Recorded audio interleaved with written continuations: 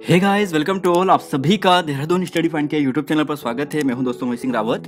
तो डॉक्टर यशवंत सिंह कटोच और doctor Ajay Rawat sir की जो बुक है दोस्तों, उसके माध्यम से आपको उत्तराखंड इतिहास कंप्लीट करा रहे हैं। डे 4 आज हम डिस्कस कर रहे हैं और यहाँ पर डे 3 तक हमने जैसे प्रागैतिहासिक काल से कत्यूरी काल कंप्लीट किया है। गढ़वाल पारवंश के दोस्तों हमने मानसा तक कंप्लीट कर दिया है और आज हम मानसा से आगे बढ़ेंगे और गढ़वाल पारवंश को कंप्लीट करेंगे। मतलब जो हमारा प्रद्युम्न साधक है वहां तक कंप्लीट करेंगे, ठीक है। फिर इसके बाद टिहरी प्रशासन बचता है, वो भी आपको जल्दी कंप्लीट करवा देंगे। तो डिस्कस करते हैं आज के क्वेश्चन से। क्वेश्चन नंबर 26 ज्यादा देर नहीं करेंगे दोस्तों, आंसर देते जाएगा, समझते जाएगा और जिनको जो भी क्वेश्चन आपको नहीं आते हैं उन्हें दोस्तों याद कीजिएगा, ठीक है। देखिए बहुत इंपॉर्टेंट है, जो अधिशासी एग्जाम होने वाला है जो आपका 26 नवंबर को होगा ना, वहां पर 10-15 क्वेश्चन आपको केवल इन 500 क्वेश्चन के माध्यम से मिल जाएंगे। मतलब उत्तराखंड के इतिहास से आपको मिलेंगे जो हम आपको यहाँ पर कंप्लीट करा रहे हैं, ठीक है। तो आंसर देखते जाएगा क्वेश्चन नंबर 26 से। देखिए पहला क्वेश्चन दोस्तों यहाँ पर है आज का कि तुजु के जो जहांगीरी है, इसके अनुसार जहांगीर की भेंट श्यामशाह से किस स्थान पर हुई थी। तो सही आंसर है इसका ऑप्शन नंबर बी, आगरा में हुई थी, है ना। अब यहाँ पर देखिएगा, जैसे कि आप सभी जानते हैं कि ये क्वेश्चन पहले पूछा जा चुका है एग्जाम में कि जहांगीर और श्यामशाह की भेंट कहाँ पे हुई थी, जहां पर श्यामशाह से प्रसन्न होकर उसने एक घोड़ा और एक हाथी उपहार में दिया था। तो आगरा में हुई थी, ध्यान रखिएगा, ठीक है। और इसकी तिथि भी आप ध्यान रखिएगा, आने वाले एग्जाम में तिथि इंपॉर्टेंट हो सकती है। तिथि का वर्णन किया गया है, अप्रैल 1621 में श्यामशाह की जहांगीर से आगरा में मुलाकात होती है। क्वेश्चन नंबर 227 और पूछा यहाँ पर यह गया है कि 1615 का जो सिलसारी का ताम्रपत्र है वो किस पंवार शासक का है, जिसमें हमें जानकारी मिलती है कि शिवनाथ जोगी नामक एक व्यक्ति को इसने भूमि दान दिया था। तो देखिए सबसे पहले है 1615 ईस्वी का ये सिलसारी का ताम्रपत्र है ना। और शिवनाथ जोगी नामक एक व्यक्ति है जिसे यहाँ पर भूमि दान दिया गया था और यह जो ताम्रपत्र है ये श्यामशाह का है। चलेंगे दोस्तों अगले क्वेश्चन पे, क्वेश्चन नंबर 28 है। देखिए दोस्तों आपको सारे फैक्ट कंप्लीट कराते जाएंगे। 28वां क्वेश्चन है कि किस पंवार शासक या वह पंवार शासक जिसकी मृत्यु नदी में डूबने के कारण हुई थी। बोला जाता है कि अलकनंदा नदी में डूब गया था। इसके लिए ऐसा ही बोला जाता है कि यह जो शासक था ये काफी क्रूर शासक था। और खैर ये बात की बात है, लेकिन इसका जो राइट आंसर आपको मिलेगा ऑप्शन नंबर सी है। श्यामशाह के लिए दोस्तों ये कहा जाता है। और श्यामशाह से आपको यहाँ पर जो फैक्ट याद करने हैं, शायद आपको दिख नहीं रहा होगा इसलिए जूम कर लेता हूं, कि ये 45वें कर्म का राजा था। देखिए दोस्तों पिछली क्लास में हमने आपको कर्म याद करवाया था, ध्यान रखिएगा, ऐसे प्रश्न बनते हैं, ठीक है। 1611 से लेकर 1631 तक इसका कार्यकाल था। 45वां ये राजा था। इसके एक गुरु होते हैं जिनका नाम है गुरु शंकर देव, और इनके द्वारा एक पुस्तक लिखी गई है शंकर देव के द्वारा, वास्तु शिरोमणि, ठीक है। अब देखिए कि यहां पर आप देखोगे कि समकालीन राजा इसके जहांगीर, लक्ष्मीचंद, दिलीप चंद, तिरमल चंद वगैरह शासक थे। अब जो ये बीच वाली लाइन मैंने लिखी ना यहाँ पे, इस चीज को थोड़ा सा आपको ऑप्शन के लेकर चलना है, ठीक है। देखिए यहां पर क्या होता है कि एक चीज ये देख लीजिए, तब तक अभी समझाता हूं इस प्रश्न को, कि श्यामशाह का हमें एकमात्र ताम्रलेख मिलता है जो शिवनाथ जोगी को जिसमें भूमि दान देने की बात की है, सिलसारी में आपको मिलता है, ठीक है।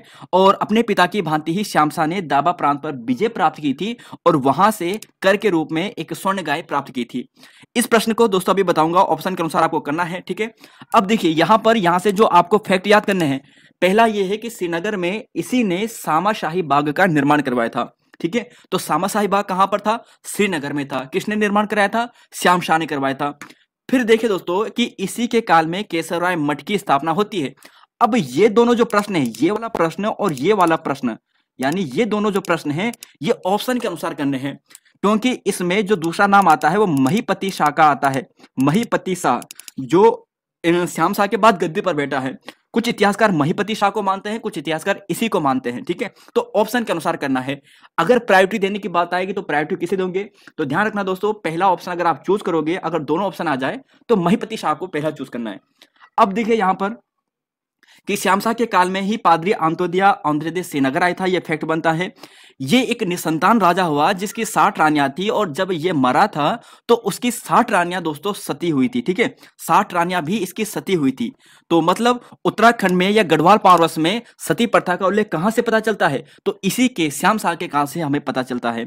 और फिर दोस्तों यह भी ध्यान रखिएगा कि जैसे फैक्ट ये बनता है कि 1631 में पादरी जो ये था ना आंतोदिया आंद्रेदे, इसी के काल में आया था।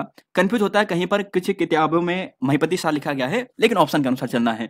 देखिए 29वां क्वेश्चन, 30वां क्वेश्चन। अब यहां तक हमारा श्यामशाह कंप्लीट हो चुका है, एक भी प्रश्न श्यामशाह से बाहर नहीं रहेगा। अब है 29वां क्वेश्चन, क्वेश्चन नंबर 30वां क्वेश्चन। देखिए अर्ली ट्रेवल्स इन इंडिया पुस्तक के लेखक कौन है? अब कुछ इंपॉर्टेंट पुस्तक है जो उसी काल से रिलेटेड है जिस काल में श्यामसा वगैरह थे। तो इसका राइट आंसर है दोस्तों option number B, William Foster. आपको ध्यान रख लेना है ना। अब ये चीजें भी आपको ध्यान रख लेनी है। एक है मूरक्राफ्ट। मूरक्राफ्ट की जो पुस्तक है, इस पुस्तक का नाम है अ जर्नी टू मानसरोवर। फिर देखिए जो ट्रेवलियर्स है, इसने एक पुस्तक लिखी है जिसका नाम है ट्रेवल इन इंडिया।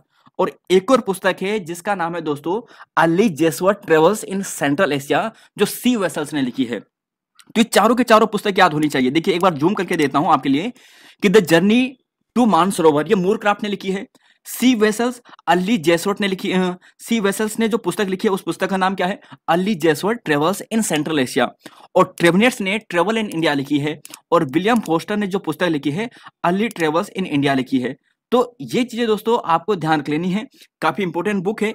गढ़वाल पारवंश के बारे में यहां से जानकारी मिलती है। फिर देखिए तीसरा क्वेश्चन है और यह प्रश्न यूके एसएससी ने वीडियो के एग्जाम में पूछा था। और इस प्रश्न का जो राइट आंसर है दोस्तों 1910 है। ठीक है, ब्रिटिश गढ़वाल गजेटर का जो प्रकाशन होता है ना, ये 1910 में होता है। जबकि परीक्षा वाणी में इसका जो आंसर दिया गया था ये 1912 दिया गया था। तो आपको ध्यान रख लेना है। ये सारे बुक आपके सामने है। देखिए ब्रिटिश गढ़वाल गजेटियर वाल्टर ने लिखी है, ध्यान रखिएगा, एच.जी. वाल्टर ने लिखी है। 1910 में इसका प्रकाशन होता है। फिर देखिए यह है अल्मोड़ा गजेटियर, यह भी दोस्तों एच.जी. वाल्टर ने लिखी है और 1911 में इसका प्रकाशन होता है।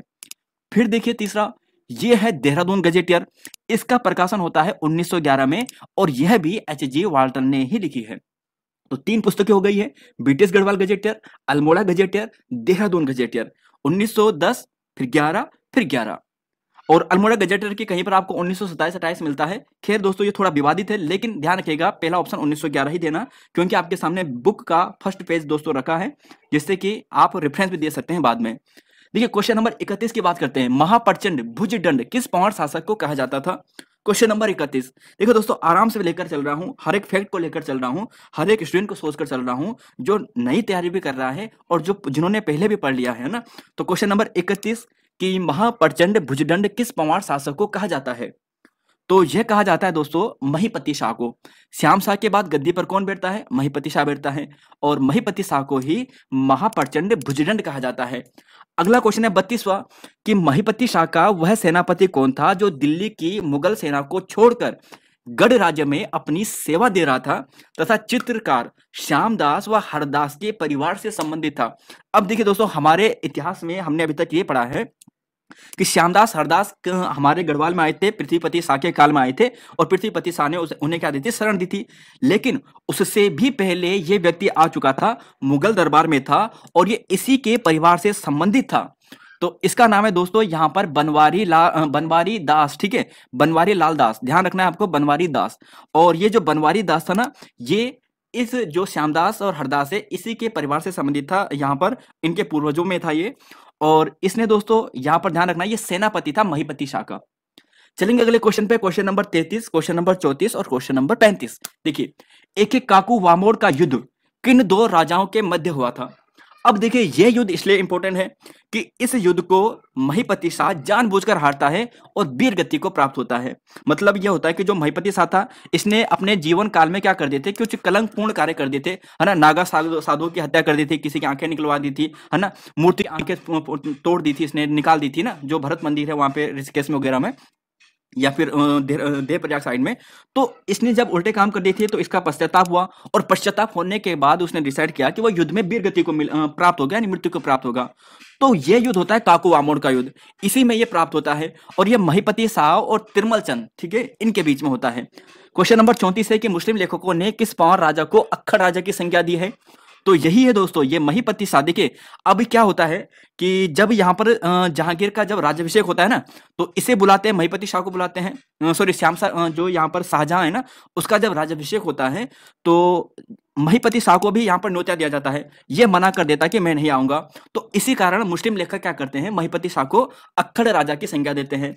35वां क्वेश्चन है कि महिपति शाह के किस सेनापति की तलवारें, शस्त्र आदि दापा के तिब्बत व बौद्ध बिहार में सुरक्षित रखे गए हैं? देखिए दोस्तों इसका जो सही आंसर है बरतवाली बंधु है। अगर कभी बरतवाल बंधु में नाम पूछे ना, एक नाम मिलता है भीमसेन का। देखिए कहीं पर भी बरतवाल बंधु का नाम ये नहीं है कि पूरा नाम क्या था, लेकिन भीम सिंह या भीमसेन कहीं पर ये नाम मिलता है जो बरतवाल बंधु थे। है ना। तो बड़तवाल बंधु आपको ध्यान रख लेना है। इसके अलावा फतेहपति शाह भी था, जिसकी तलवारें वगैरह दापा के प्रांत में स्थित है और उनकी पूजा की जाती है। वहां पर ये शहीद हो गया था, ये बड़तवाल बंधु, ठीक है। तो पूछा जाएगा कि दापा के युद्ध में कौन सा सेनापति इनका शहीद हुआ था, तो बड़तवाल बंधु शहीद हुआ था, है ना। तो क्वेश्चन नंबर अब 36 पे चलेंगे, लेकिन उससे पहले देखिए महीपति शाह से संबंधित जितने प्रश्न बन सकते हैं यहां पर देखिए। सबसे पहले कार्यकाल देखिए, महीपति शाह का कार्यकाल विवादित है। बहुत से इतिहासकार 31 से 35 मानते हैं, कुछ इतिहासकार 1624 से मानते हैं, लेकिन आपको कंफ्यूज नहीं होना है कार्यकाल से किसी भी प्रकार से। अब जो आपको याद करना है वो दोस्तों ऐसा करना है कि जहांगीर और शाहजहां के कार्यकाल में था ये, है ना। अगर जहांगीर की बात करते हैं, अगर हम पहले मान लेते 1624 के आसपास, तो जहांगीर कह सकते हैं, लेकिन शाहजहां आपको ध्यान रख लेना है। फिर देखिए यहां पर कि किस पंवार शासक ने तिरमल चंद को राजा बनाने में सहायता की थी, तो महीपति शाह और श्याम शाह। पहला ऑप्शन आपको महीपति शाह चूज करना है, दूसरा ऑप्शन आपको श्याम शाह करना है। देखिए कुछ किताबों में श्याम शाह लिखा है, कुछ किताबों में महीपति शाह लिखा है। अगर हम कठोर सर की बुक के अनुसार चलते हैं, यशवंत कठोर जी की बुक के अनुसार चलते हैं, तो वहां पर लिखा गया है कि महीपति शाह ने तिरमल चंद को क्या किया था, राजा बनाने में मदद की थी। क्योंकि उस समय चंद काल में क्या था कि वहां पर क्या था, अराजकता का काल था, राजाओं को मार रहे थे, चंद राजाओं को मार रहे थे। तो ये तिरमल चंद गढ़वाल में आ गया था शरण लेने के लिए, और महीपति शाह ने इसे शरण दी थी, और शरण देने के बाद क्या कहती, इसकी सहायता की थी और इसे राजा बनाया था। तो ये फैक्ट ध्यान रख लेना है। फिर देखिए दोस्तों, तिरमल चंद का कार्यकाल जो है ना वो 1625 से लेकर 1638 तक है। अगर हम इस कार्यकाल के अनुसार चलते हैं जो आप ऊपर देख रहे हैं 1624, तो इस हिसाब से तो ये हो सकता है, लेकिन कुछ इतिहासकार 1631 से मानते हैं ना, तो इसलिए थोड़ा कंफ्यूजिंग हो जाता है, क्योंकि 1625 में ये गद्दी पर बैठता है तिरमल चंद। फिर देखिए दोस्तों, यहाँ पर फिर ये वाला भी विवाद है, जैसे कि आपको आगे बताया था श्याम शाह महीपति शाह में। इंपॉर्टेंट ध्यान रखिएगा, रोदी लिखोला इसका एक सेनापति है, माधो सिंह भंडारी इसी का सेनापति था, बड़तवाल बंधु इसी का सेनापति था, बनवारी दास दोस्तों इसी का सेनापति था, और दोस्त बेग मुगल भी इसी का सेनापति था। और बड़तवाल बंधु वही बंधु है जो कहाँ पे शहीद हुआ था, दापा प्रांत में शहीद हुआ था। और इसकी दोस्तों उपाधि पूछी जाती है महीपति शाह की, तो यहाँ पर अगर आप उपाधि देखोगे तो ये रही, गरु भंजन इसे कहते हैं। देखिए अगर गरु भंजक कहे तो माधो सिंह भंडारी को कहा जाता है, ठीक है, और गरु भंजन कहे तो महीपति शाह को कहा जाता है। ना और का में दोस्तों फर्क है। अगर भंजक कहे माधो सिंह, भंजन कहे महीपति शाह। महाप्रचंड भुजदंड इसे कहते हैं। घमंडी व अक्खड़ राजा भी महीपति शाह को कहा गया है। बाकी दोस्तों अब यहाँ पर देखिए, जैसे कि है कि एक पुस्तक है early Jesuit travels in central Asia sea vessel, जो पुस्तक मैंने आपको पूछी थी ना, इस पुस्तक में जानकारी मिलती है कि महीपति शाह ने तिब्बत पर 3 बार आक्रमण किया था। और यह एक प्रश्न आपके एग्जाम में ऐसा बन चुका है कि अजय पाल के बाद किस राजा ने तिब्बत पर आक्रमण किया था, तो आयोग ने इसका आंसर महीपति शाह माना था। तो आपको भी यही ध्यान रख लेना है। रोटी सूची प्रथा दोस्तों इसने चलवाई थी। महीपति शाह के काल में माधो सिंह भंडारी भी दोस्तों ध्यान रख लेना है, तिब्बत और गढ़वाल के बीच में सीमा का निर्धारण का काम किया था। और काकू वामोर के युद्ध में ये मर जाता है, शहीद हो जाता है, ठीक है। चलेंगे दोस्तों अगले क्वेश्चन पे, 36वां है 37वां है। देखिए रानी कर्णावती किस पंवार शासक की संरक्षिका थी, तो रानी कर्णावती जो संरक्षिका थी वो थी दोस्तों पृथ्वीपति शाह की, यानी महीपति शाह की ये पत्नी थी, ठीक है। और महीपति शाह का जो पुत्र था वो था पृथ्वीपति शाह, और इसकी संरक्षिका बनती है रानी कर्णावती। देखिए 8 ग्राम का ताम्रपत्र पूछा जाएगा कि 8 ग्राम का ताम्रपत्र कब मिला था, 1640 ईस्वी का मिला था। कहां से मिला था, चमोली से मिला था। किससे संबंधित है, तो रानी कर्णावती से संबंधित है। अब देखिए दोस्तों यहां पर रानी कर्णावती से आपको कुछ फैक्ट ध्यान रख लेने हैं। नक्कटी रानी इन्हें कहा जाता है क्योंकि इन्होंने मुगल सेना को पराजित किया था, उनके नाक काट दी थी। गढ़वाल की दुर्गावती इन्हें कहा जाता है। गढ़वाल की ताराबाई भी इन्हें कहा जाता है, ठीक है। इनकी बहादुरी के कारण इन्हें ये उपाधि दी गई है। फिर देखिए एक ऐसा प्रश्न एग्जाम में बन सकता है कि मुगल सेनापति जो नवाजत खां था, देखिए अलग अलग प्रश्न बनेंगे एग्जाम में। नवाजत खां इसने 1635-36 में आक्रमण किया था। देखिए ये 1636 लिखा ना, कठोर सर की बुक में 1635 लिखा गया है, तो 35 या 36 ऑप्शन के अनुसार आपको चलना है। मुगल सेनापति नवाजत खान ने जब पृथ्वीपति शाह गद्दी पर बैठता है, क्योंकि अल्पकाल में होता है, छोटा बच्चा होता है उस टाइम पे, तो रानी कर्णावती इसकी संरक्षिका बनती है। और इसी समय शाहजहां के कार्यकाल के 9वें वर्ष में मुगल सेनापति नवाजत खान ने यहां पर आक्रमण किया था, और इसको दोस्तों रानी कर्णावती ने बुरी तरीके से पराजित कर दिया था। फैक्ट देखिए, एक पुस्तक और है जो आपको ध्यान रख लेनी है। इस पुस्तक का नाम है स्टोरियो डू मोगोर। ये लिखी है निकोलस मनुची ने। किसने लिखी है, निकोलस मनुची ने। और इस पुस्तक को दोस्तों आप देखोगे ना निकोलस मनुची के, तो यहां पर इस युद्ध का वर्णन किया गया है। ध्यान रखना, रानी कर्णावती और मुगल सेना के बीच में जो युद्ध हुआ था, इस युद्ध का वर्णन निकोलस मनुची ने, जो मुगल का लेखक था, स्टोरी ऑफ दी मोगल पुस्तक लिखी है इन्होंने। बाकी दोस्तों एक और आक्रमण होता है इन्हीं के काल में, पृथ्वीपति शाह के काल में, जो 1655 में होता है, खालिदुल्ला के आक्रमण में होता है। और मुगल सेना को पराजित करने के बाद रानी कर्णावती ने दोस्तों जो बिरनेश्वर मंदिर है ना, वहां पर एक स्वर्ण छत्र चढ़ाया था, ऐसा कहा जाता है। करणपुर ग्राम की इन्होंने स्थापना की थी, पृथ्वीपति शाह की संरक्षिका थी। और 1640 में दोस्तों देहरादून की एक दूसरी राजधानी बनाई थी इन्होंने, नवादा। तो बस यहाँ पर ध्यान रख लेना है कि नवादा इन्होंने राजधानी बनाई थी। और कर्णपुर में उन्होंने एक नहर भी निकाली थी, ऐसा भी ध्यान रख सकते हैं। देखिए क्वेश्चन नंबर 38, 39 और 40 पे चलते हैं, कोई बात नहीं, क्वेश्चन ज्यादा मिलेगा। देखिए श्याम शाह और हरदास को किसने आश्रय दिया था? तो आप कहोगे जी पृथ्वीपति शाह ने आश्रय दिया था, ठीक है। श्यामदास हरदास जो मौलाराम है ना, इसके वंशज है ये, यानी मौलाराम इन दोनों के वंशज में है। तो श्यामदास हरदास को आश्रय दिया था पृथ्वीपति शाह ने।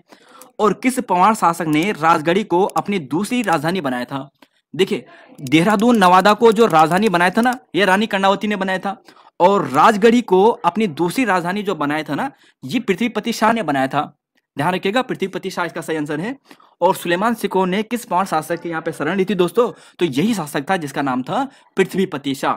अब देखिए यहाँ पर पृथ्वीपति शाह है, पृथ्वीपति शाह से जो प्रश्न एग्जाम में बन सकते हैं वो ऐसा होगा दोस्तों, 1640 से लेकर इसका 1664 तक कार्यकाल माना जाता है, मतलब जब से इसने काम करना शुरू किया था। क्योंकि 1635 में रानी कर्णावती क्या करती है, कार्य करती है, यानी इसकी संरक्षिका के रूप में रहती है। तो 40 से 64 तक इसका मुख्यतः कार्यकाल था। और यहाँ पर दोस्तों आप देखोगे रामदास हरदास इसी के काल में आए थे, फिर हीरालाल, मंगतराम, मौलाराम इसी के वंशज में था। शाहजहां की मृत्यु 1666 में होती है। और इसी समय देखिए दोस्तों ये युद्ध होते हैं, देखिए ये धर्मत का युद्ध, सामूगढ़ का युद्ध, देवराई का युद्ध, ये थोड़ा मुगल काल से संबंधित आ गया, आपको याद करने की अभी जरूरत नहीं है। अगर कर सकते हो इन युद्धों की तिथि तो जरूर याद कीजिएगा। लेकिन यहां से कुछ खास आपके पृथ्वीपति शाह से नहीं बनता एग्जाम में प्रश्न। बस एक प्रश्न दोस्तों ये ध्यान रखिएगा कि इसके 9 पुत्र थे, इस पृथ्वीपति शाह के 9 पुत्र थे। और 9 पुत्र में एक पुत्र था अजबू कुंवर, और इसने नहर का निर्माण कराया था देहरादून में। बस चलेंगे दोस्तों अगले क्वेश्चन पे चलेंगे। लेकिन ये पुस्तक दोस्तों आप थोड़ा देख लीजिएगा कि पृथ्वी शाह का लेख हमें लक्ष्मी नारायण मंदिर से मिलता है, जो भक्तियाना श्रीनगर में है, और देवप्रयाग का रघुनाथ मंदिर से। क्वेश्चन नंबर देखिए 40 है 41 है कि शिवाजी और गुरु गोविंद जी की भांति घोड़े पर बैठे हुए किस पंवार शासक का चित्र मिलता है? देखिए अब यह जो शिवाजी है इसके गुरु गोविंद जी हैं, है ना, उन्हीं की भांति इनका एक चित्र मिलता है, जैसे कि शहर में घोड़े में बैठा हुआ। तो यह जो शासक था यह था दोस्तों फतेहपति शाह। अच्छा, फतेहपति शाह की संरक्षिका का नाम क्या था जी? तो संरक्षिका का नाम था दोस्तों यहाँ पर रानी कटोची। तो ध्यान रखिएगा ऑप्शन सी यहाँ पे सही है। अगले क्वेश्चन पे चलेंगे, देखिए क्वेश्चन नंबर 42 और 43। किस पंवार शासक ने शिवाजी को अपना आदर्श मानकर उसकी नीतियों के तहत अपने राज्य का विस्तार किया था? क्वेश्चन नंबर 42 है, किस पंवार शासक ने शिवाजी को अपना आदर्श माना था और उन्हीं की नीतियों को फॉलो करते हुए उन्होंने अपने राज्य को, गढ़ राज्य को क्या किया था, विस्तार किया था? तो ये दोस्तों फतेहपति शाह ही है। अच्छा, अष्टकोणीय मुद्रा, देखिए अष्टकोणीय ये रजत मुद्रा है, और यह जो मुद्रा मिली है किस शासक की मिली है? तो यह मुद्रा दोस्तों फतेहपति शाह की है, यह आपको ध्यान रख लेना है। और यह अष्टकोण मुद्रा है और रजत मुद्रा है, ठीक है। तो बस दोस्तों आपको यही ध्यान रख लेना है। फतेहपति शाह से एक चीज ध्यान रखिएगा कि फतेहपति शाह के काल में ही ज्ञानचंद ने दोस्तों गढ़वाल पर, बधानगढ़ पर आक्रमण किया था, और नंदा देवी की स्वर्ण प्रतिमा ये अल्मोड़ा ले गया था। तो ज्ञानचंद ने किस पंवार शासक के काल में आक्रमण करके बधानगढ़ से नंदा देवी की मूर्ति को अल्मोड़ा ले गया था? तो फतेहपति शाह के काल में ही ज्ञानचंद ने आक्रमण किया था। अब देखिए फतेहपति शाह से आपके एग्जाम में जो जो प्रश्न बन सकते हैं वो सभी आपके सामने यहाँ पर है। देखिए मंगत राम दोस्तों इसी का एक दरबारी चित्रकार हुआ करता था, फतेहपति शाह का। इसकी संरक्षिका का नाम था रानी कटोची। क्या था? रानी कटोची। फिर देखिए जो प्रश्न आपको मैंने पूछा था कि शिवाजी और गुरु गोविंद जी की भांति ही घोड़े पे बैठा हुआ इसका एक चित्र मिलता है, जिसमें इसकी जो आयु है वह 33 वर्ष लिखी गई है। इसे गढ़वाल का शिवाजी कहते हैं। छंदसार पिंगल में दोस्तों मतीराम द्वारा इसे कहा गया है। और जो ये फतेहपति शाह ना, जैसे बड़तर बंधु को आपको पीछे बताया था कि यहाँ पर जो यहाँ पर दापा प्रांत है वहां पर उसकी तलवारें वगैरह रखी गई हैं, सेम फतेहपति शाह की मुद्रा तलवारें भी वहां पर रखी गई है। तो ये फैक्ट भी हो गया है, दापा प्रांत में फतेहपति शाह की तलवारें रखी गई हैं उसकी वीरता के सम्मान में। और इसने 3 ग्राम दान दिए थे, खुड़बुड़ा, राजपुर, चामासारी। और देखिए दोस्तों इसके दरबारी कवि थे रतन कवि, जिसे छेमराज कहते हैं, जटाधर, मतीराम, रामचंद्र कड़ियाल, ये 4 इसके दरबारी कवि हुआ करते थे, जटाधर, मतीराम, रामचंद्र कड़ियाल। और इसे गढ़वाल का अकबर भी कहते हैं, क्योंकि इस आधार पर कि इसके दरबार में 9 रत्न थे।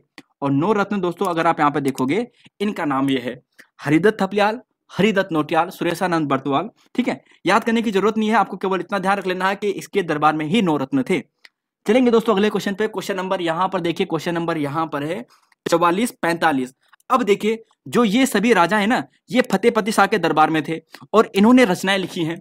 तो कौन सी रचना किसकी सुमेलित नहीं है, यह आपको बताना है। यहाँ पर देखिए, रामचंद्र कड़ियाल, फतेह शाह यशोवर्णन, मतीराम छंदसार पिंगल, सुखदेव मिश्रा वृत्त विचार और फतेह शाह कर्ण ग्रंथ ये जटाशंकर। तो बताना दोस्तों आपको यहाँ पर कौन सी रचना इनकी नहीं है, सही सुमेलित नहीं है। तो ऑप्शन नंबर डी ही दोस्तों गलत है। बाकी ध्यान रखिएगा, फतेह शाह यशोवर्ण, देखिए यश किसका होता है, रामचंद्र जी का होता है। तो रामचंद्र कड़ियाल, फतेह शाह यशोवर्णन। मती राम की बात करते हैं, मति रति यति आपने सुना होगा ना छंद में, तो छंदसार पिंगल किसने लिखा है, मति में लिखा है। आपने सुना ना यति यति यण गण वर्ण वगैरह जो छंद होते हैं, तो आप यहां से ऐसे याद कर सकते हो, मती राम में छंदसार। और सुखदेव मिश्रा ने दोस्तों वृत्त विचार लिखा है, क्या लिखा है, वृत्त विचार। और भेंगाड़ी का युद्ध दोस्तों ये काफी इंपॉर्टेंट है, भेंगाड़ी का युद्ध। भेंगाड़ी का युद्ध फतेह शाह और किस के मध्य हुआ था, तो ये होता है गुरु गोविंद जी के मध्य। ऑप्शन नंबर सी दोस्तों यहाँ पे सही है। चलेंगे अगले क्वेश्चन पे। क्वेश्चन नंबर देखिए दोस्तों, एक चीज थोड़ा सा करेक्ट कराना था, जब आपको ये वाले क्लास पिछली करा थी तो यहाँ पर चौंदकोट के जगह में चौंदपुर लिख लिया था, तो इस चीज को थोड़ा हमने करेक्ट कर दिया, आप लिख लीजिएगा चौंदकोट नहीं बल्कि चौंदपुर गढ़ था। हाँ सॉरी, हमने वहां पे चौंदपुर लिखा था, बल्कि चौंदकोट होना चाहिए। ठीक है, तो अब सही कर दिया हमने, चौंदकोट लिख दिया है। जब पिछली बार कराया था तो वहां पर चौंदपुर लिख लिया था, तो पुर की जगह में कोट सही है। अब देखिए दोस्तों, यही पुस्तक है जो आपको याद करनी है। G.R. विलियम्स, देहरादून मेमोइर्स, इन्होंने पुस्तक लिखी है और इसमें यह बताते हैं कि फतेहपति शाह ने सहारनपुर पर आक्रमण करके फतेहनगर की स्थापना की थी, फतेहपुर की स्थापना की थी सहारनपुर में। फिर देखिए, विचित्र नाटक है जो गुरु गोविंद जी ने लिखा है। और इसी युद्ध में दोस्तों भेंगाड़ी के युद्ध का वर्णन किया गया है, जो गुरु गोविंद सिंह और फतेहपति शाह के बीच में होता है। कब होता है, 18 सितंबर 1688। या कहीं पर 89 भी दोस्तों इसकी तिथि मिलती है। तो 18 सितंबर 1688 या 89 में भेंगाड़ी का युद्ध होता है, गुरु गोविंद जी और फतेहपति शाह के बीच में होता है। फिर देखिए, मतीराम वृत्त कौमुदी दोस्तों इन्होंने रचना लिखी है, कौन सी लिखी है, वृत्त कौमुदी। और गढ़वाल का स्वर्णकाल दोस्तों इन्हें कहा जाता है, ये भी आपको ध्यान रख लेना। ठीक है, गढ़वाल का स्वर्णकाल इन्हें कहा जाता है। और अगला क्वेश्चन यहाँ पर आप देखोगे, ये कहाँ गया, ये ठीक है, रतन कवि जिन्हें छेमराज कहते हैं, इन्होंने फतेह शाह लिखा है या फिर फतेह प्रकाश, दोस्तों यहाँ पर कई बार इसे पढ़ा जाता है फतेह प्रकाश। तो इसी में दोस्तों इन्होंने कहा है कि गढ़ राज्य का साकार हो उठा है, कि इतनी शांति सुरक्षा है कि लोग घरों में ताले भी नहीं लगाते हैं। तो किस पंवार शासक के काल के लिए यह कहा जाता है कि उस समय के वहां के जो लोग थे अपने घरों में ताले भी नहीं लगाते थे। तो फतेहपति शाह के काल में ऐसी क्या थे, ऐसा माहौल था। और ये लिखा है रतन कवि ने, छेमराज ने फतेह प्रकाश नामक पुस्तक में। जटाशंकर दोस्तों फतेह शाह कर्ण ग्रंथ लिखा है, इन्होंने एक पुस्तक लिखी है। रामचंद्र कड़ियाल यशोवर्णन पुस्तक लिखा है। और सुखदेव मिश्रा ने वृत्त विचार लिखा है। तो ये 5-6 पुस्तक है जो उसी काल से संबंधित है, आपको थोड़ा देख लेना है। 47वां क्वेश्चन है, दुधौली का युद्ध 1703 में 1703 या 1705 में किसके मध्य हुआ था। 47वां क्वेश्चन है, तो दुधौली का युद्ध दोस्तों, कुछ युद्ध है गढ़वाल पावर वंश के, ये किसके मध्य हुआ था, दुधौली का युद्ध। तो देखिए, दुधौली का जो युद्ध होता है ना, ये फतेहपति शाह के बीच में होता है और ज्ञानचंद के बीच में होता है। सबसे पहले आपने बधानगढ़ का युद्ध सुना था, है ना, जहां पे क्या होता है कि बधानगढ़ से जो ज्ञानचंद होता है ना, ये स्वर्ण जो मूर्ति है मां नंदा की, ये अल्मोड़ा ले जाता है। फिर कुछ समय बाद यहाँ पर दुधौली का युद्ध होता है, जो ज्ञानचंद और फतेहपति शाह के बीच में होता है। ठीक है, काफी प्रसिद्ध युद्ध था, आपको ध्यान रख लेना है। 1703 में हुआ या 1705 में हुआ था। गढ़वाल का स्वर्णकाल किस पंवार शासक के काल को कहा जाता था, तो दोस्तों ये फतेहपति शाह के काल को ही कहा जाता था। और किसने कहा था, अगर आप यहाँ पे देखोगे, ये रतन कवि छेमराज ने कहा था। रतन कवि और छेमराज दोनों एक ही हैं, इनका नाम वगैरह है। फिर देखिए, बग्वाल दीपावली के दिन किस पंवार शासक की मृत्यु हुई थी। ये इंपॉर्टेंट प्रश्न है, फैक्चुअल प्रश्न है, याद करना है कि बग्वाल यानी दिवाली के दिन किस पंवार शासक की मृत्यु हुई थी। तो देखिए दोस्तों, ये उपेंद्र शाह है। ठीक है, कौन है, उपेंद्र शाह। और उपेंद्र शाह से आप ऐसा ध्यान रख सकते हो, वैसे कहीं पर आपको दिलीप शाह नाम मिलता है, लेकिन अगर हम चलते हैं किसके अनुसार, जो यहाँ पर जो एक जो यहाँ पर एक लिस्ट है ना, जहां पे उन्होंने राजाओं का कर्म दे रखा है कि कौन से राजा ने कर्म दिया है, ठीक है, विकेट सूची। तो विकेट सूची में सबसे कम कार्यकाल इसी राजा का है, उपेंद्र शाह का, तो यह भी ध्यान रख सकते हो। क्वेश्चन नंबर 50 और 51 देखिए, फतेह शाह की भांति ही किस पवार शासक ने सिख गुरुओं को भूमि दान दी थी? देखिए, सिख मंदिर निर्माण के लिए फतेहपति शाह ने, देखिए फतेहपति शाह ने अभी हमने देखा था कि इन्होंने 3 गांव दान में दिए थे, तो ऐसे ही कुछ और शासक भी थे, कोई और शासक भी था जिसने भूमि दान दी थी, तो इसका नाम था प्रदीप शाह। और यहां पर अगर आप देखोगे कठोर सर की बुक के अनुसार, धामोवाला, मियावाला, पंडितवाड़ी और भूपतवाला, ये 4 ग्राम उन्होंने दान दिए थे। प्रदीप शाह की संरक्षिका कौन थी?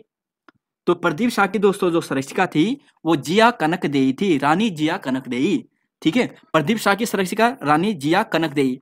रोहिलों का कुमाऊं पर प्रथम विनाशकारी आक्रमण कब हुआ था? अगला क्वेश्चन है 52वां क्वेश्चन। रोहिलों का कुमाऊं पर प्रथम विनाशकारी आक्रमण जो होता है ये 1743 और 44 के बीच में होता है। ऑप्शन बी यहां पर सही है।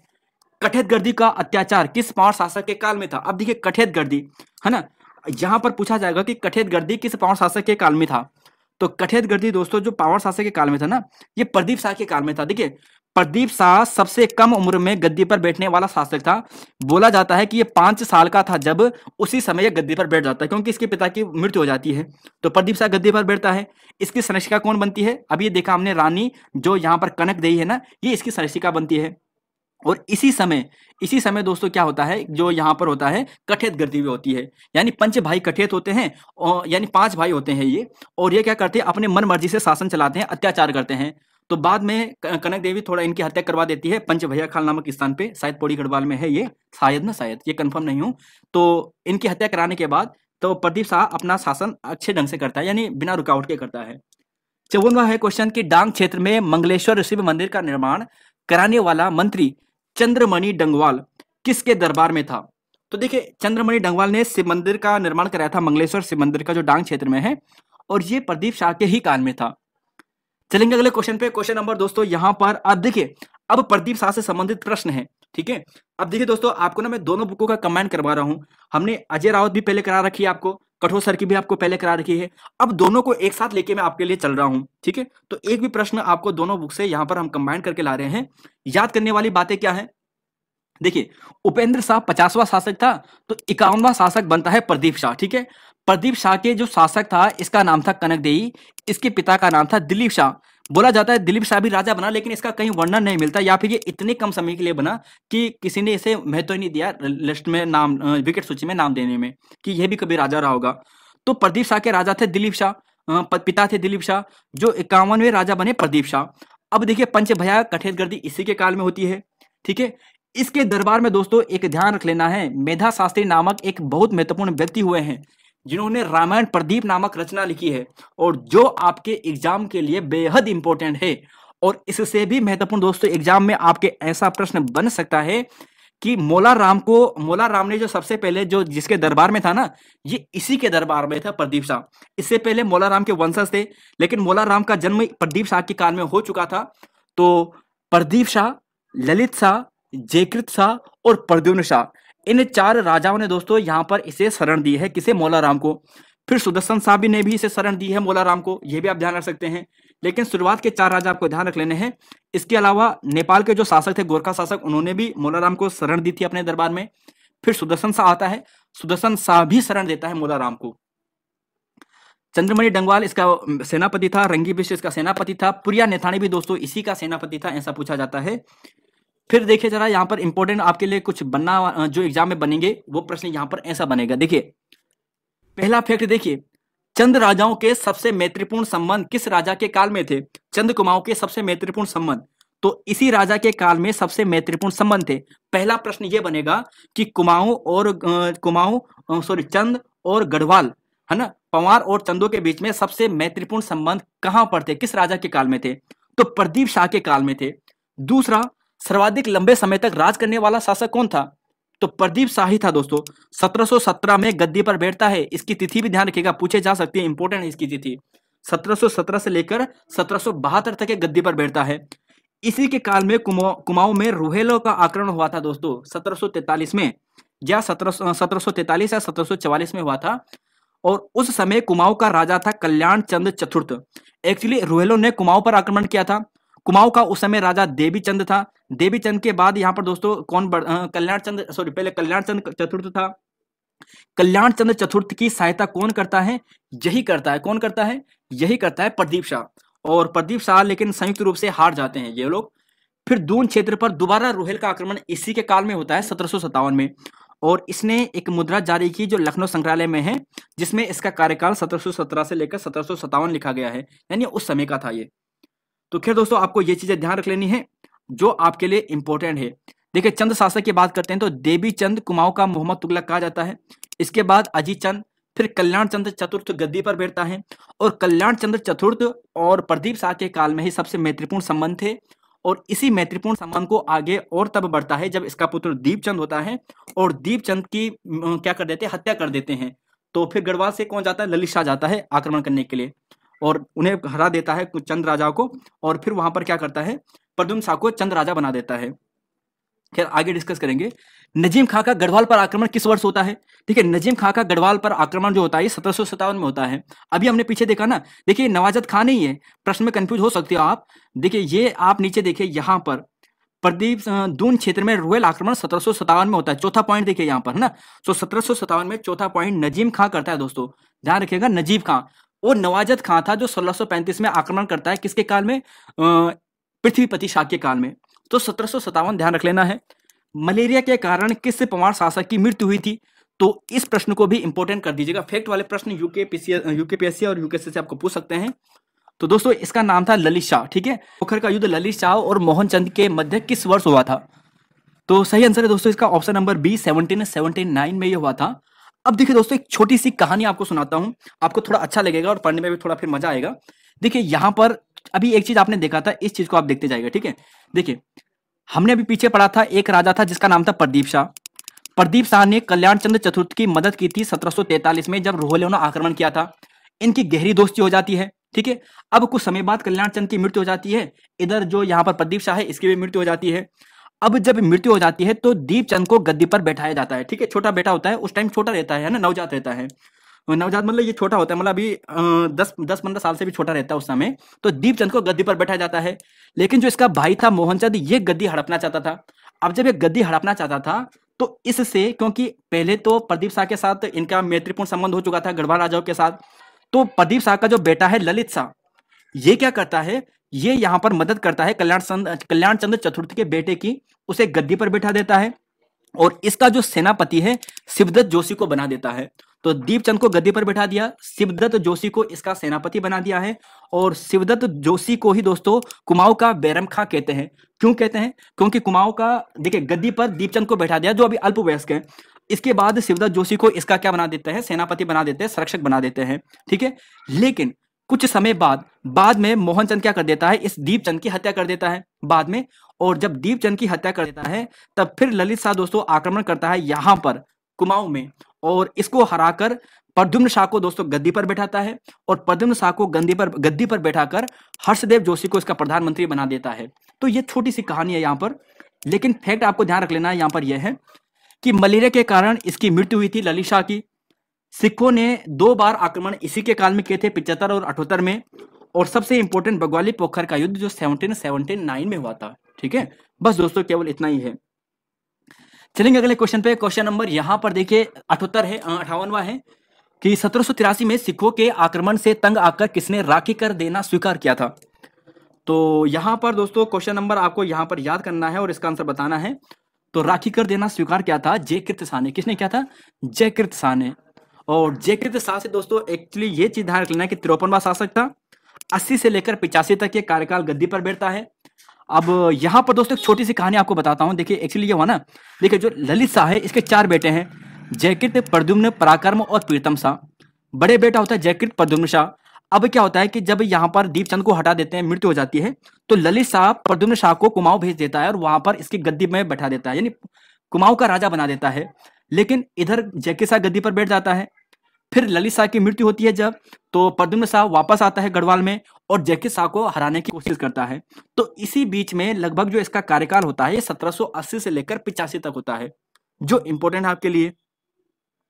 और यहां पर केवल आपको ये ध्यान रख लेना है कि जयकृत शाह से कि इसने राखी कर देना स्वीकार किया था। रघुनाथ मंदिर जो देवप्रयाग में ना, यहाँ पर इसने अपने प्राण त्यागे थे। यानी क्या हुआ था कि इसे देश निकाला दे दिया था, मतलब राज्य से बाहर कर दिया था, हड़प ली थी इसकी सत्ता प्रद्युम्न शाह ने। और जिस कारण ये देवनाथ रघुनाथ मंदिर में चला जाता है और यहीं पर इसकी 4 रानियां सती होती है। और गढ़वाल में सती प्रथा का जो प्रमाण है 2 जगह में मिलता है, एक जैकिद शाह के काल में, एक श्याम शाह के काल में। जैकिद शाह की 4 रानियां सती होती है रघुनाथ मंदिर में जो देवप्रयाग में है, और श्याम शाह की 60 रानियां सती होती है। क्वेश्चन नंबर 59, 60, 61, गढ़ गीता संग्राम गढ़ी का नाटक पुस्तक के लेखक कौन है? तो देखिए इसका आंसर है आपको मिलेगा ऑप्शन सी, मोलाराम है। अच्छा, रणजोड़ सिंह थापा है। देखिए दोस्तों, यहाँ पर एक व्यक्ति है जो यहाँ पर गोरखा सेनापति होता है, इसे दानवीर करने की उपाधि दी थी। किसने दी थी? तो ये दी थी यहाँ पर मोलाराम ने ही। ऑप्शन बी ही सही है। और कौन सी रचना मोलाराम के द्वारा नहीं लिखी गई है? तो श्रीनगर दुर्दशा ये भी लिखी गई है, गढ़ राजवंश काव्य ये भी दोस्तों इन्होंने लिखा है, मनमत सागर भी लिखा है, सुदर्शन काव्य इन्होंने नहीं लिखा है। अब देखिए मोलाराम, देखिए प्रदीप शाह से यहाँ पर बैठते हैं, प्रदीप शाह के कार्यकाल से प्रदीप, ललित, फिर जयकृत, और उसके बाद प्रद्युम्न शाह, फिर यहाँ पर गोरखा शासन, और फिर यहाँ पर प्रद्युम्न शाह। इतने राजाओं के काल में ये रहता है मोलाराम। और ध्यान रखिएगा, मोलाराम से आने वाले एग्जाम में प्रश्न बन सकता है कि मोलाराम किस राजाओं के काल में था, किस राजा के इसने शरण दी थी। तो प्रदीप, ललित, जयकृत, फिर प्रद्युम्न, और उसके बाद दोस्तों यहाँ पर सुदर्शन शाह। इसके अलावा गोरखा शासन ने भी इसे शरण दी थी। अब जरा देखिए यहाँ पर मोलाराम के बारे में। यह है मोलाराम दोस्तों, और 1743 में इसका जन्म होता है, श्रीनगर में होता है। पिता का नाम मंगत राम, माता का नाम रमा देवी होता है। पिता मंगत, माता रमा देवी। व्यवसाय दोस्तों स्वर्णकारी। प्रश्न पूछा जा चुका है कि मोलाराम मूलतः उनका व्यवसाय क्या था? तो उनका मूलतः जो व्यवसाय था इनका, ये स्वर्णकारी था, सोनार थे ये लोग, सुनार। शिष्य इनका चेतु मान को होता है, और 1833 में इनका निधन होता है। देखिए ये पेंटिंग मोलाराम के द्वारा बनाई गई है, ये वाली पेंटिंग देखो, ये पेंटिंग मोलाराम ने बनाई है। अब यहाँ पर देखोगे रचनाएं दोस्तों इनकी, ये सभी रचना है। इनमें से सबसे इंपॉर्टेंट है गढ़ गीता संग्राम, जो ब्रज भाषा में लिखी गई है, जो बहुत इंपॉर्टेंट है, भाषा भी आपको पूछी जा सकती है। फिर मनमत सागर, मनमत लहरी, यानी मनमत इन्होंने एक पंथ भी चलाया था, आप ऐसे ध्यान रखिएगा, इन्होंने चलाया था मोलाराम ने। तो मनमत सागर, मनमत लहरी इन्हीं की रचना है। बैराग्य मंजरी, स्तुति मंजरी इन्हीं की रचना है। श्रीनगर दुर्दशा दोस्तों, जब यहाँ पर श्रीनगर दुर्दशा हुआ था ना, ये इसका भी वर्णन इन्होंने किया है। गढ़ राजवंश काव्य हो गया है। गोरख्याली अमल इन्होंने लिखा है। शमशेर चंद्रिका, रण बहादुर चंद्रिका, ये सभी इन्होंने लिखा है। गिरवाण युद्ध विक्रम चंद्रिका, देखिए गिरवाण विक्रम कौन था? ये गोरखा का कौन था? ये जो नेपाली जो राजा था ना उस टाइम, गोरखा राजा, वो हुआ करता था विक्रम। तो उसके बारे में भी इसने लिखा है मोलाराम ने। इनके चित्र राधा मिलन वगैरह हैं, बहुत सारी इनकी रचनाएं हैं। कदली प्रिया, अभिसारिका नायिका, उत्कंठी नायिका। फिर इंपॉर्टेंट दोस्तों यहाँ से जो आपके एग्जाम में बन सकता है वो ये है, गढ़वाल पेंटिंग पुस्तक इन्होंने लिखी है, 1968 में इसका प्रकाशन होता है। और बस दोस्तों बाकी इतना ही है, यहाँ से जो प्रश्न बन सकते हैं आपके सामने रखा है। अगला क्वेश्चन है 62 और 63 क्वेश्चन। देखिए गढ़वाल पर प्रथम गोरखा आक्रमण किस वर्ष हुआ था? गढ़वाल पर प्रथम गोरखा आक्रमण किस वर्ष हुआ था? तो देखिए दोस्तों ये होता है 1791 में। अब देखिए प्रद्युम्न शाह गद्दी पर बैठ जाता है ना, अब जब प्रद्युम्न शाह गद्दी पर बैठ जाता है तो उस समय यहाँ पर गोरखा आक्रमण होता है 1791 में। खुड़बुड़ा का युद्ध कब होता है? खुड़बुड़ा का युद्ध, तो खुड़बुड़ा का दोस्तों जो युद्ध होता है ना 14 मई 1804 को होता है, और इसी समय कौन होता है? जो प्रद्युम्न शाह है वो शहीद होता है। और रामाधरणी किसके सेनापति थे? प्रद्युम्न शाह के सेनापति थे। प्रद्युम्न शाह से अब यहाँ पर देखिए, प्रद्युम्न शाह से जो भी प्रश्न एग्जाम में बन सकते हैं वो आपके सामने रखे हैं। 1786 से लेकर 1804 तक दोस्तों इसका कार्यकाल था। ठीक है, पाली गांव का युद्ध यहां से पूछा जाता है कि कब हुआ था, किसके मध्य हुआ था? तो हर्षदेव जोशी जो प्रद्युम्न शाह का प्रधानमंत्री था, और मोहन चंद, इन दोनों के बीच में यह हुआ था। गढ़वाल का हुमायूं दोस्तों इसे कहा जाता है क्योंकि प्रद्युम्न शाह भागता रहा, इधर उधर भागता रहा। जब गोरखाओं ने आक्रमण कर दिया तो कभी यहाँ पे उत्तरकाशी गया, है ना, कभी श्रीनगर से बाहर गया, कभी कई बार देहरादून गया भागते भागते, और फिर खुड़बुड़ा के मैदान में क्या हो जाता है? मर जाता है। तो प्रद्युम्न शाह यहाँ पर हो गया। और गढ़वाल को हुमायूं इसे कहते हैं। 1795 ईस्वी, मतलब संवत 51-52 1800 में, 51-52 जिसे कहते हैं, यानी भयंकर अकाल इसी के काल में पड़ा था। तो पूछा जाएगा भयंकर अकाल या 51-52 किस पंवार शासक के काल में था? प्रद्युम्न शाह के काल में भयंकर अकाल पड़ा था इस काल में। देखिए लंगूरगढ़ भैरवगढ़ का युद्ध 1791 में होता है, और जब युद्ध होता है ना इसके अगले साल यानी 1792 में लंगूरगढ़ की संधि होती है। प्रश्न ध्यान से सुनिएगा, लंगूरगढ़ का युद्ध या भैरवगढ़ का युद्ध कब हुआ था? 1791 में। लंगूरगढ़ किस जनपद में स्थित है? पौड़ी गढ़वाल में स्थित है। लंगूरगढ़ हमारे पौड़ी गढ़वाल में है और इसी को भैरवगढ़ के नाम से भी जानते हैं। 1791 में युद्ध होता है प्रद्युम्न शाह और गोरखा के बीच में और इसके अगले साल 1792 में क्या होता है? लंगूरगढ़ की संधि होती है। 1803 में दोस्तों इसी के काल में भयंकर बाढ़ आई थी और भयंकर बाढ़ और भयंकर भूकंप भी आई थी, जिसमें अजय पाल का जो राज प्रासाद था, मतलब जो इसका राजमहल था, वो ध्वस्त हो जाता है। और 14 मई को दोस्तों 1804 को खुड़बड़ा के युद्ध में प्रद्युम्न शाह वीर गति को प्राप्त होता है। तो देखिए दोस्तों, प्रद्युम्न शाह तक हमारा जो गढ़वाल पारवंश है वो कंप्लीट हो चुका है। आपका एक भी प्रश्न बाहर नहीं रहेगा जब हमारे ये 500 क्वेश्चन कंप्लीट होंगे। ठीक है, अगले लगभग जो यहाँ पर 34 क्वेश्चन बचे हैं, 36 क्वेश्चन बचे हैं, उसमें हम टिहरी प्रशासन कंप्लीट करेंगे। ठीक है, तो टिहरी प्रशासन रह रखा है, उससे आपको कंप्लीट करवाएंगे। तो फिलहाल दोस्तों यहाँ पर इतना ही है, मिलेंगे आपको नई वीडियो में। और जय हिंद दोस्तों, जय उत्तराखंड और जय देवभूमि। और हाँ, अगर आप दोस्तों चैनल पर नए हैं तो चैनल को सब्सक्राइब कीजिएगा और चैनल को वीडियो को शेयर कीजिएगा अपने दोस्तों के साथ। और साथ ही दोस्तों इसकी पीडीएफ देना, मैं कल परसों आपको पीडीएफ देना भूल गया था, तो आप एक काम कीजिएगा, टेलीग्राम ज्वाइन कर लीजिएगा देहरादून स्टडी पॉइंट नाम से। आज या कल जैसे मैं पीडीएफ का लिंक बनाता हूँ तो मैं आपको बता दूंगा कि आप इस समय वीडियो के डिस्क्रिप्शन में जाएगा और पीडीएफ डाउनलोड कर लीजिएगा। तो टेलीग्राम ज्वाइन कर लीजिएगा, आपको मैं बता दूंगा, कल बता दूंगा शायद। ठीक है, तो यहाँ पर दोस्तों इतना ही है, मिलेंगे नई वीडियो में। धन्यवाद, जय हिंद, जय उत्तराखंड और जय देवभूमि।